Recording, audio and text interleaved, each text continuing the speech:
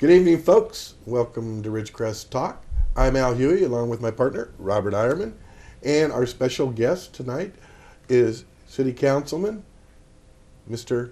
Eddie Thomas. Thanks for being here. Thanks for being here, Eddie. Thank you for the invite. We appreciate it. And again, I want people to be aware of this man's plate. Pretty astounding. A little bit. Engineer on the base, full-time. Yes, sir. Pastor of a local church, Yes, sir. full-time. Full-time? And full-time city councilman. Yes, sir. Well, as full-time as our councilman. Well, yeah, but I mean, it's only 2 meetings a month, right? Oh, really? oh, really? Well, that's what some people might think, but we know that the prep time and the other quote meetings and the other things going on, it's horrendous. That is correct. It takes a lot of time, not as much time as I thought I had available, but I'm managing to work it out so I can be effective in that area as well, hopefully. Okay. Well, now almost, what, a year and a half. Yay! You comfortable with the way things are proceeding? I don't think I'll ever be comfortable because there's so much to do, so much to learn, so many things you want to put in place, and then politics. It takes a long time to get things done. So the facade, as you go in, you're going to make these immediate changes. Going to happen, but I'm discovering it doesn't work like that. Right, because one of the reasons is you're only one of 5. Yes. It takes at least 2 others to agree with you. Yes, correct. I've learned how to count up to 3 the hard way. The hard way, yes. What do you think of, like, the state of the city, so to speak, is currently? Are we looking pretty good as far as positions, as far as the vision of the council and finances? Are we looking pretty good, or are there some high water marks yet to meet? Oh, there's definitely some high water marks. I think one of the biggest things that we're discovering is the financial aspect of it, because from my understanding, for years we've always had to go back and readjust our budget and find ways of cutting and then make the city efficient with less money that we thought we had. So one of the things we're trying to do is to make sure that we don't have that occur next year when we do the budget. So one thing with government, whether it be federal, state, county, city, they're all looking or need money. And for at least my view, and a lot of people out there, they can't seem to get by doing only what's required. They want to do more. Mm-hmm. Well, when you want to do more, you need more money. Correct. They go together. And a lot of times, government, again, from federal on down to local, elected officials decide to do something without really a consensus of the voters. And that's what hurts them when it comes time to election a lot of times, is that they weren't fiscally responsible. But my view of what's going on with our city council compared to past city councils since I've lived here seems to be moving, I think, better. I won't say I'm happy with everything, but compared to past councils, I believe this council is doing a better job. I like the fact that you're getting that monthly financial report, which helps keep all members of the council focused. It was said either by the city manager or the finance director, well, it's on the website, they'll be able to look at it on the website. But like you said, your plate's full. Yes. You're going all these different directions.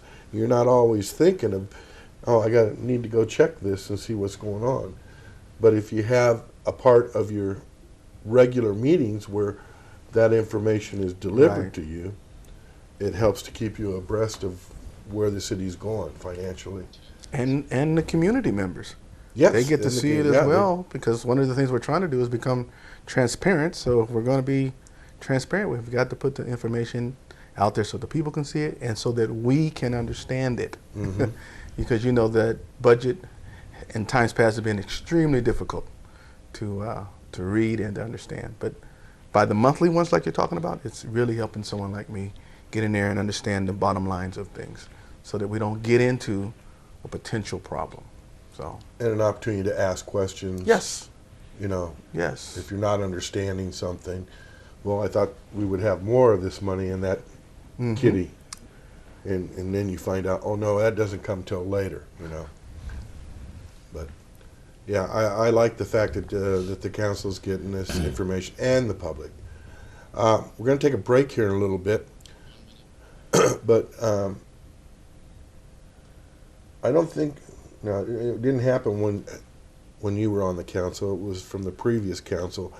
But when they voted on being an entrepreneurial investments with different businesses, it was about a year ago. Yeah, more than that. But the biggest thing is that they had the one-time money that they had to spend on things like that. It wasn't like they could build a new jail or something. Right. They had to spend it on that kind of thing, and it came through the, what's the thing that went away that we used to get all that tax money? Redevelopment agency money. And we got to take a break.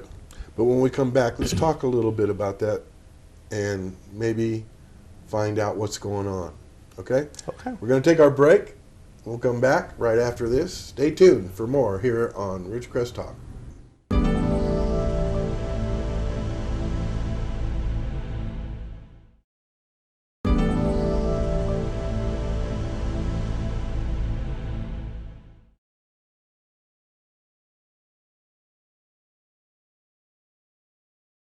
And welcome back to segment 2 of RIdgecrest Talk. I'm Robert Eierman, along with co-host Al Huey, and our special guest tonight is City Councilman Eddie Thomas. I got through that like the other night. You know, the brain just went dead. I know. But I got through it this time. We were talking a little bit about TAB funds and the use of those for the Entrepreneurial businesses. supportive businesses. I think there was 5 of them or something like that. And would you agree it's maybe a good time to consider here in the near future to get an update to the presented to the council on where that's moving? Most definitely, Alan Robert, because that information is critical, obviously, to the city and to the city council as well. And the more we know about things, the better we can make decisions. And it's been a while since we've explored it, and I think it's time. I think there was one again. report that I recall being given. I think it was Mr. Parsons presented it to the council. This is a while back. A long time ago. But it's time. Maybe it's time to get another one. And maybe we can possibly put it on the agenda to see if we can explore it from the city council and from the community as well, so they can see what's going on, and we can make some better decisions. Personally, I didn't think that was a good move to spend the money that way, but you know. I don't know that they had much choice. That's my understanding. No, my memory serves me right. There were other ways they could have spent it. Okay, all right. But that was one they chose because, again, we get back to, we could make some money here. If we get some more money, we can do more things in the city, you know? Yes. Or at least bring staff back up. Speaking of that, did Gary Parsons talk with the council about Project Monster? You laugh. No, it's serious. I think he did. He has made mention briefly about some things that he would like to present to the public as well as the council. We didn't know in depth how far that was going to go, but I think it was good because it allowed public to see it, and public was honest with the presentation. Some of the good and some of the bad, and I think it will cause him to go back and reevaluate and reassess his approach to that program. Oh. Are you saying that there was a number of people that were negative about that? I'm saying there was some peculiar opportunities for us to learn to do better. Are we talking about the same project? Yeah. The one that could bring 6,000 jobs to the valley? We're talking about the same project. Okay. All right. Yes, we're talking about the same project. It's a good thing. It's a good thing. It's just we just need to approach it a The little presentation, and I think you might agree with me, was a little bit of an oversell. better. That was the general consensus from the public. Okay, but that was his general, excuse me, general presentation, which we didn't really have to do with Project Monster. I mean, that's just one Well, of that's what many that he's Project working on. Monster to look at the city. Well, I understand, but anyway, he's working on a number of projects. Oh, yes, he Right, is. right, right. Yes, he is. Many smaller, whether that's a couple hundred or 600. But I understand Gary too. We had him here. Yeah, we had him recently. here last week. You know, Oh, did he and talk what about you it? got to? Yeah, we talked okay. about that a little bit. Go ahead. And his job is he's got to hook them. Yeah. Yeah. You know, get their attention for a short while. So it's like the infomercials on TV, where they oversell a project a lot of time, or an item a lot of times, and then you get it home. It's like, this is not cleaning like they said it would. They just wiped it and it came out. Yeah. Maybe the trees, the background of the trees was a bit over. Yeah. But And 12 his heart lakes. was right. 12 lakes. He just forgot to say within a 3-hour drive. Minor point. You guys are too Outside of critical. that, they need to come to RIdgecrest. Yeah. Yeah. Business-wise and people-wise. So. But that would be a great thing if that ever did happen. Yes. It would sure Well, it shake would- things up in this community. Yes. If we had a business hiring 6,000 people, Oh, yes. and then the base, they wouldn't have the leverage. What that they- base? Yeah. Exactly. is what I'm sure that some people would be afraid of happening. Yeah. Might put the base at a bit of a handicap, say. Back to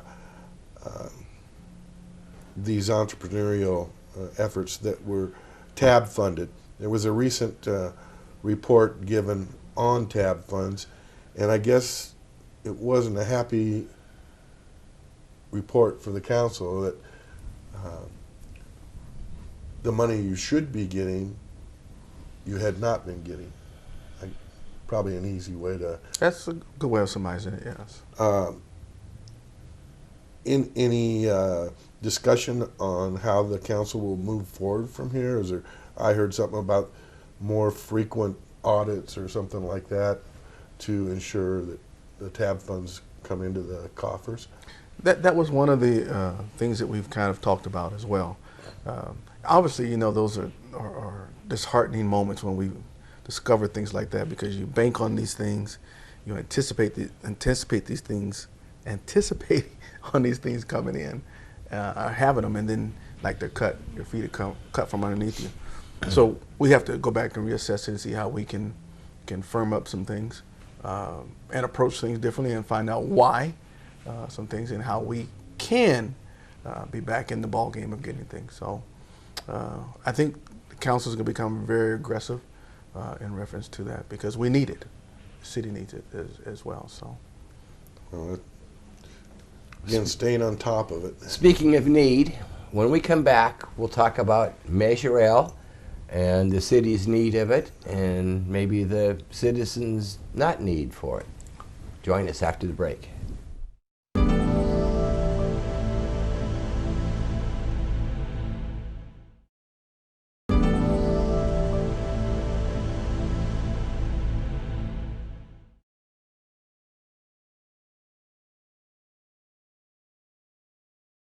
And welcome back to our final segment here on RIdgecrest Talk this evening. I'm Robert Eierman, along with co-host Al Huey, and we are talking with Councilman Eddie Thomas, and we're going to hopefully get into a discussion on Measure L, version 2, which is going to come up in the near future. Next year, I think. Yeah. Won't be on the ballot this year, but next year is when it's due, I believe. Yes, sir. And how did that come about, that they decided to put it on the June of 17 It was ballot? a 5-year sunset, I believe. That is correct. 2012, I had 5. I know, I understand. As an engineer, I thought you would be able to do simple math. No, like but that. as a political analyst, I know when it should be on the ballot, but we're not going to discuss that. But we were talking a little off camera here. When Measure L was first presented to the public, and you have to go back 2012, you might recall that many of our streets, and still a lot of them, were in really bad shape. And one of the aspects of Measure L was that got the people to consider and vote in favor of passing it was, well, finally we'll have money dedicated to fixing some of our streets. Correct. And another part of Measure L was public safety.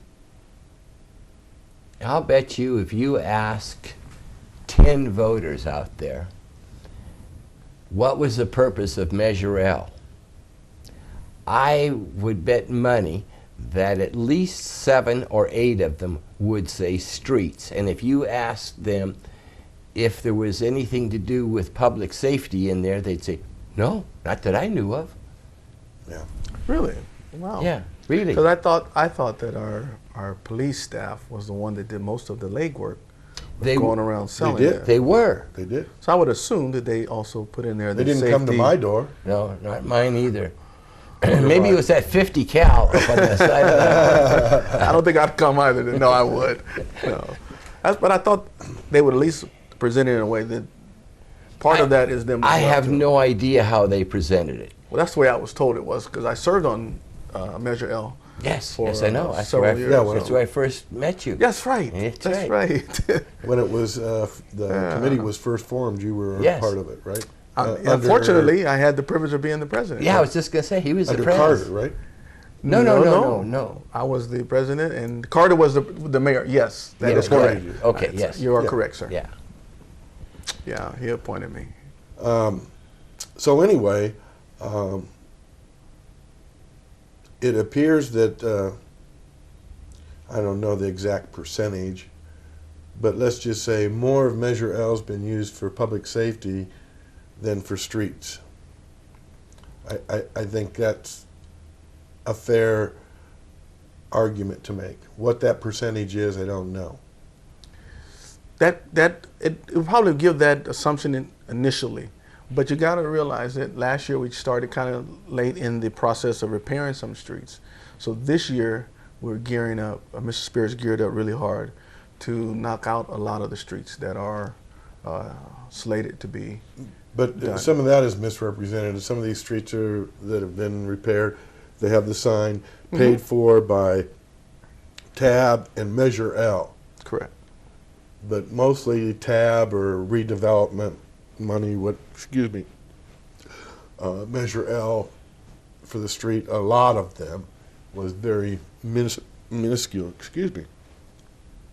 But my concern,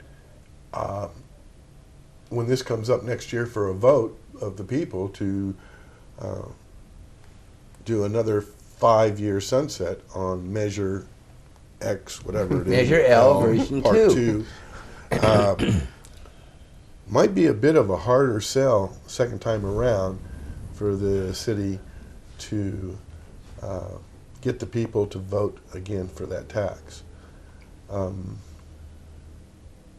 And part of that, as I understand it, the police department has been using Measure L money to pay for salaries of police officers. Only And 15. only 15? Okay. So we ought to get the chief in here, actually, rather than go after That Oh, that we're would not- be a good no. interview. Eddie, we're not going after you. We're just presenting some points of view. We're not But as asking, a asking you council to have member, whether it's answers him or or- anything. I just think that it's interesting conversation that we're having, nothing more. Nothing taken out of it, out of context at all. Okay. Robert and Al, nothing. So, let's put it short and sweet. Do you have concern of the next Measure L, given all these salaries for police officers have been spent? And if it doesn't pass, then 15 officers or whatever go away? Oh, I have a tremendous amount of concern about it because one, we don't want to put the city back in jeopardy again because of the funds that it brings in to help support it. And two, I want us to continue to be transparent and be honest with the people. Right. Because we've made such a great strive to do that. I want to maintain And that is very much appreciated by Yes, the people. and it's very much observed by Yeah. many people. And Measure L, as you know, at the very beginning was really a struggle between the Oversight Committee and the prior council because there was the illusion that we could use the money for whatever we wanted to use it for, and you didn't have to answer to the Oversight Committee.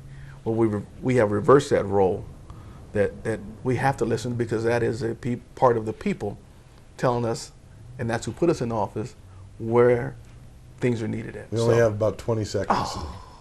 You got to do this again, Al and Robert. I mean, Here's a question for you out there. Would you like to see an hour show as opposed to 10 seconds, yeah. We're out of time again. But Eddie, come back, see us. Thank you. Yeah, we we'll talk appreciate some you more. coming. thank you. Yeah. Appreciate you guys inviting me. Well, we'll see you next week. Tune in Thursday night, 6 o'clock.